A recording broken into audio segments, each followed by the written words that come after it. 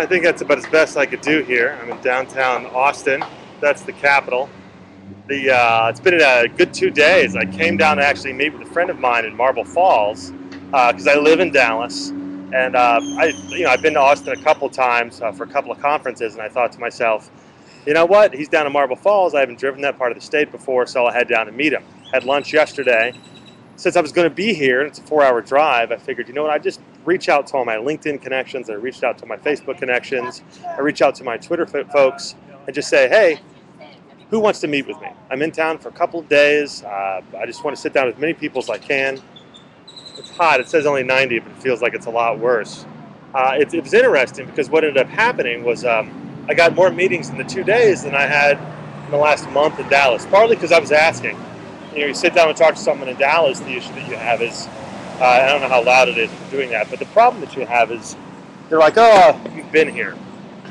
So there are people I know that I've known for years, and it's been 6 months and I haven't sat down with them because it's that familiarity. They know me, they have time to meet with me. In Austin, they don't know when the next time I've come back. Hard to say if it's just that Austin's better at networking, more friendly. It could be that could be the case. It's a smaller town, it's very tech friendly, social media is very big in the air.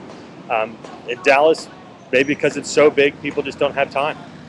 But I can tell you it's been interesting to be here, to actually come in, and it really does remind me of the first days I started working, where my job was to set appointments for outside salespeople. They actually would travel to a new city, and they'd only have a few minutes to actually go out and a few days to actually meet with everyone. So compressing the time frame, giving people focus, makes them say, you know what, I do have 15 minutes, I do have 30 minutes. I can't have dinner with you because you won't be in town next time.